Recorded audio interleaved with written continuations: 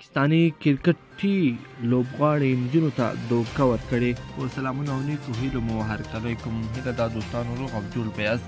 همدا مهال تاسو ګورئ افغان ټایپس چینل. کوم افغان ټایپس چینل نه وي سبسکرایب کړی نو ضروري سبسکرایب کړئ او سره څنګ کې دا بیل نشان هم وهئ.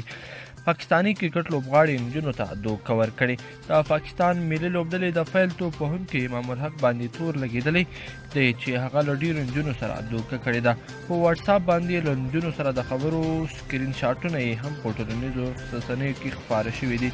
د پاکستاني رسنۍ ایکسپریس نیوز د راپور تر مخه په امام الحق تر دې مهاله پورې دا تورونه خورې کېدل چې هغه د خپل تره د غوراوي کمیټې مشر امام الحق په واسطه د پاکستان په ملي لوبډله کې لوبېده، خو اوس په یوه نوې مسله کې راګیر شوی دی. په ټولنیزو رسنیو یو کس په واټساپ د امام الحق له نجونو سره خبرې خپرې کړې دي او همداراز ویلي دي چې هغه ډېرو نجونو ته دوکه ورکړې ده. پاکستاني رسنۍ لیکي چې یاد کس دعوه کړې ده چې امام الحق د 7 یا 8 نجونو سره د یارانې جوړولو هڅه کړې ده.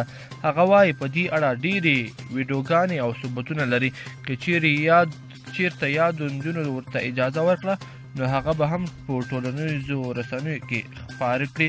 په یادو سکرین شاټونو کې چې کومې خبرې مخې ته راغلي دي په هغه کې امام الحق یوې نجلۍ ته بیبي وایي او د خپل ځان په اړه معلومات ورکوي. همداراز له یو بل نجلۍ سره لانجه کوي او هڅه کوي چې ځان ترې خلاص کړي. همداراز هغه لیکلي دي چې زه ستا سره واده نشم کولی خو مینه د سره ډېره کوم. د یوې نجلۍ سره یې لانجه شوې ده او بیا ورته لیکلي دي چې بیبي وبخه زه ستا سره مینه کوم. په نورو خبرو کې امام الحق یوې نجلۍ ته ویلي دي چې زه تا خپل ځان سره نږدې لیدل غواړم. یوه نجلۍ ورته بیا په غوسه شوې هم ده او ښه یې سپک کړی هم دی. نننۍ ویډیو مو د امام الحق په اړه وه. که چیرې مو ویډیو خوښه شوې وي نو ویډیو د سره لایک کړئ او نورو دوستانو سره یې هم شریک کړئ. مننه.